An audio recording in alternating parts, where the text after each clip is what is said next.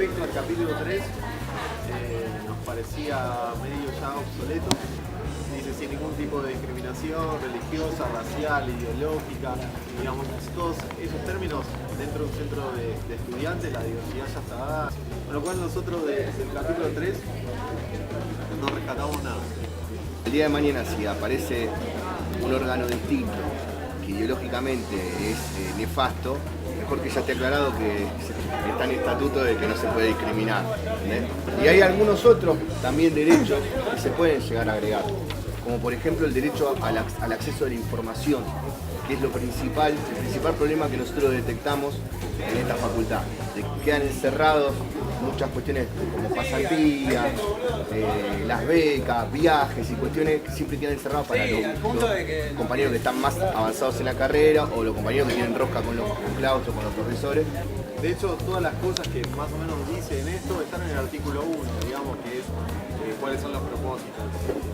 O sea que tenemos un capítulo dedicado a los propósitos, donde está todo esto de lo amplio, a lo que apunta el centro de estudiantes, y después hay otro capítulo más adelante que dice de los derechos de los estudiantes, tratando de generar algo que ya está implícito en el artículo 1. Lo que es el capítulo 4, que son las secretarías, habíamos pensado en materia, por ejemplo, de salud y medio ambiente, una secretaría relacionada a eso, el mismo ser secretaría de salud y medio ambiente, o se puede buscar un nombre, pero que atienda este tema, ya que tenemos carreras relacionadas a eso. Otra secretaría que sería de género y derechos humanos, tratando de englobar todo esto que venimos trabajando, no solo en derechos de género, digamos, de género, sino en todo.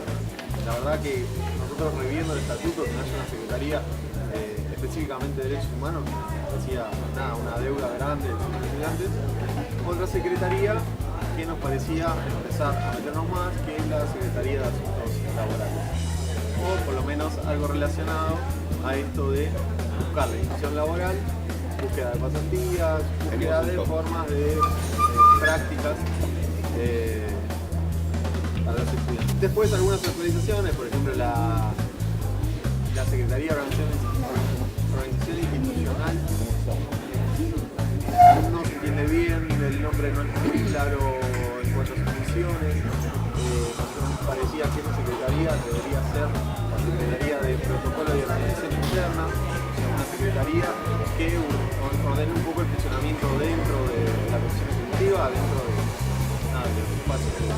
Y después, una actualización, una secretaría que da de deportes y eventos, porque ya en sí es importante dentro de la universidad. La Secretaría de Deportes. Quería hacer un paréntesis con respecto a eso. Ustedes saben que la Secretaría que la carrera de deporte se está cerrando. De hecho, sabemos por un compañero que está trabajando con Torres que están pensando estrategias para generar una demanda y volver a intentar con una nueva camada, digamos. Sabíamos que el ingreso era irregular, un año sí, otro no, por la demanda misma, pero la compensación siempre estuvo, digamos.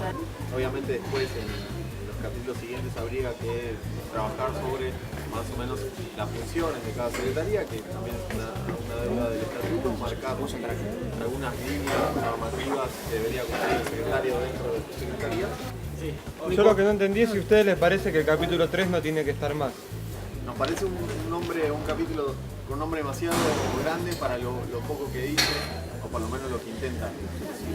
El capítulo 2 es de los propósitos y hay uno de los propósitos que dice velar por la igualdad de oportunidades de todos los estudiantes, teniendo en cuenta especialmente a los que tengan dificultades laborales, económicas o de otra índole. Claro. Entonces pensábamos que tal vez en el capítulo 3 se podía buscar una instrumentalización de ese artículo del capítulo 2 y ver cómo podemos hacer nosotros como centro de estudiantes para que definitivamente se vele por esta igualdad de oportunidades. Bueno, Juan también adelantó algo del tema de tener acceso a la información, de todos los proyectos que se hacen, de las becas que hay, inclusive de los proyectos que presentamos nosotros como secretario.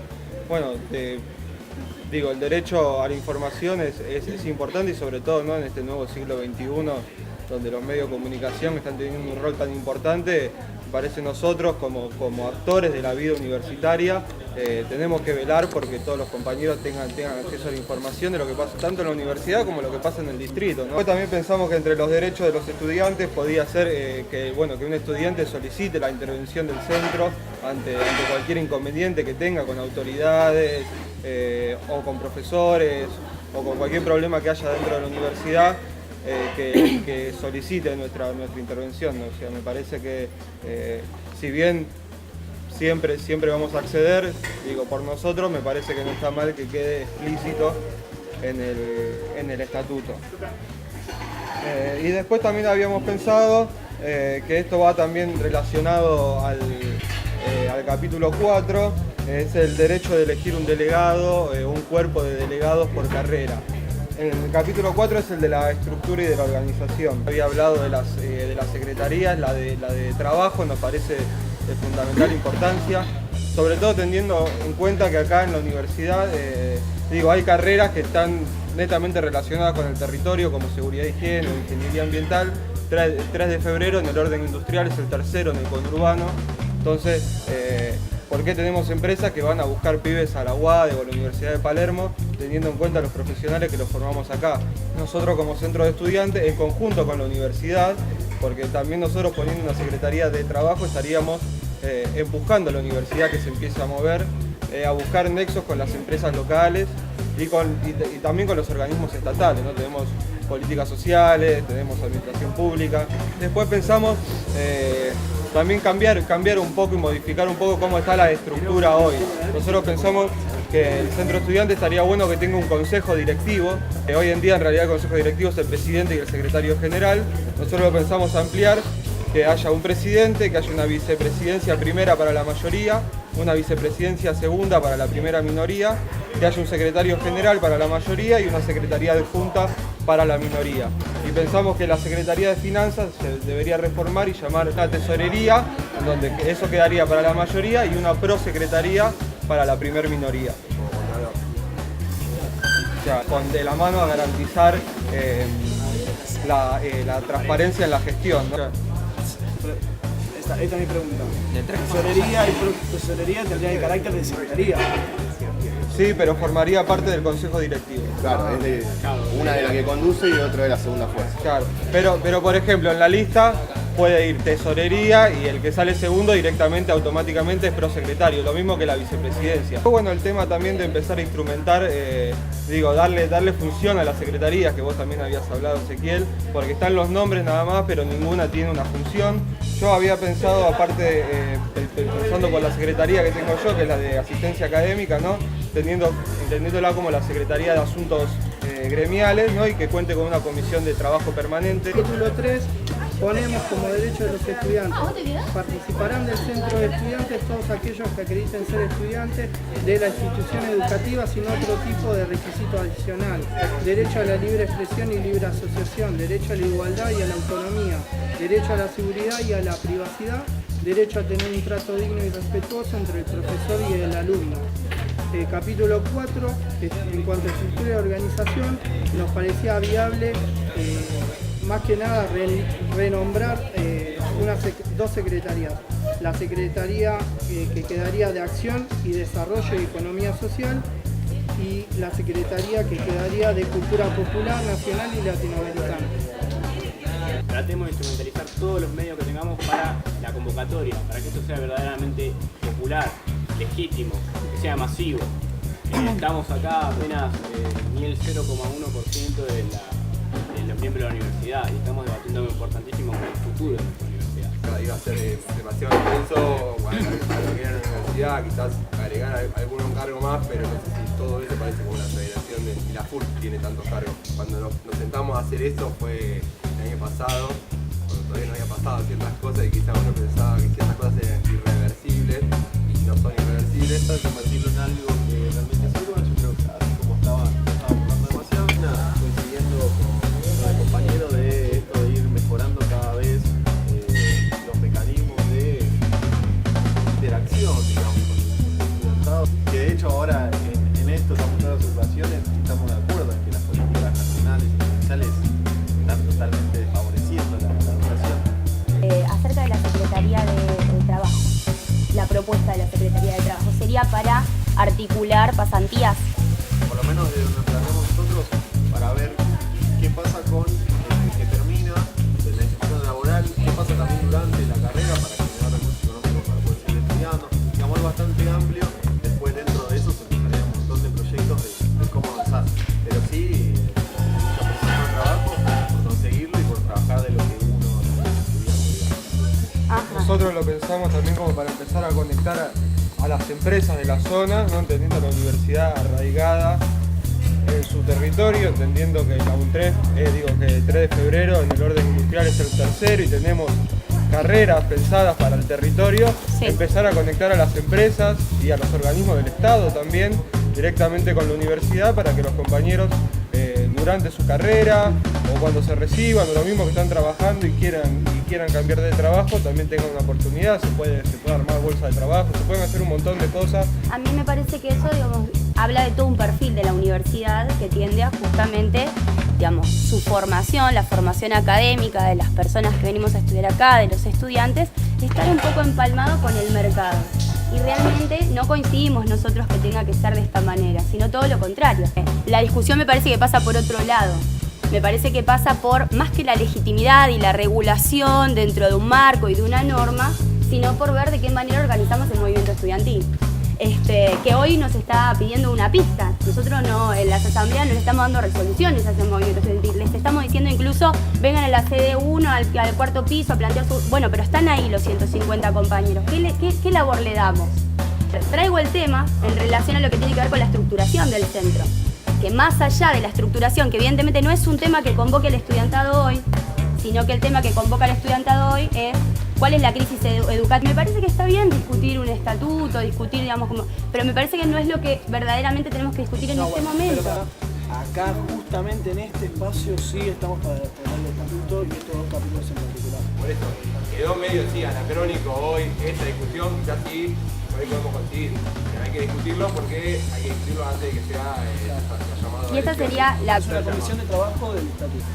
Ya hubo dos llamados que se trataron de un capítulo, otro capítulo, este es el tercer llamado que trata el capítulo 3 y el capítulo 4.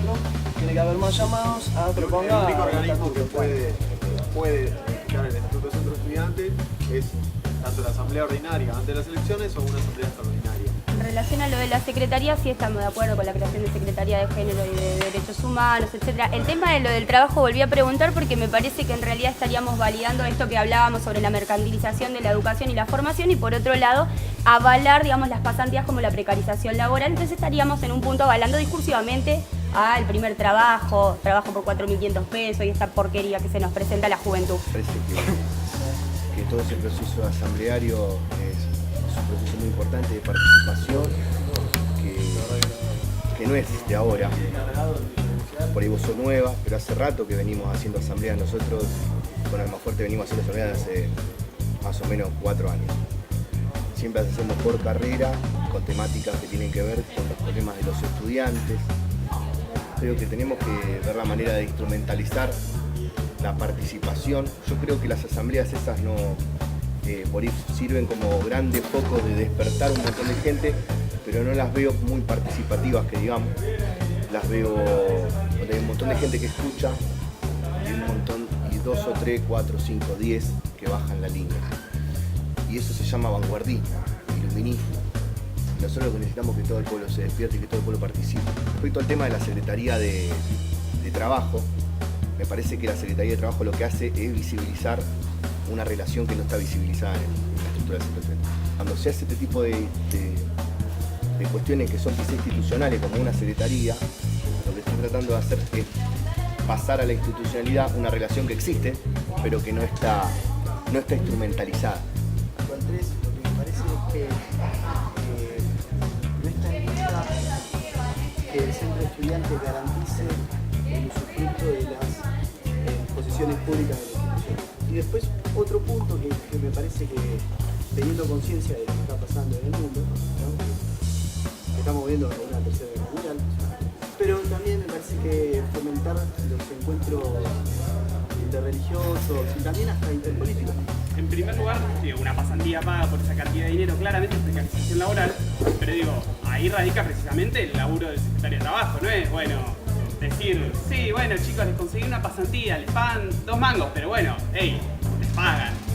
Digo, cada secretario le podrá dar su impronta, cada fuerza política disputará ese lugar en el centro de estudiantes y le pondrá su defensa y uno dirá, mirá, macho, hay que ir y romper las bolas porque te están pagando 2 mangos, y otros serán más concededores y dirán, no es lo que hay, qué sé yo. Digo, eso para mí es centralmente una decisión del estudiantado que en última instancia es el que pone el voto en la urna y define la línea política que va a tener esa secretaría. En segundo lugar voy a diferir un poco con Juan, a pesar de que le tengo bastante respeto. No diría nunca que las asambleas no son un espacio participativo. Diría que tienen un tipo de participación específica que tienen particularidades y diferencias con otros espacios de participación. Digamos, los cuerpos delegados podrán ser la forma más rutinaria de un centro de estudiantes, pero un centro de estudiantes no vive de asambleas. Lo que se necesita es una estructura de centro de estudiantes que pueda mantener ciertos pisos de debate, ciertos pisos de discusión, digamos, que cuando la cosa se ponga jodida, sí, obviamente esa organización superará a la estructura burocrática, sí.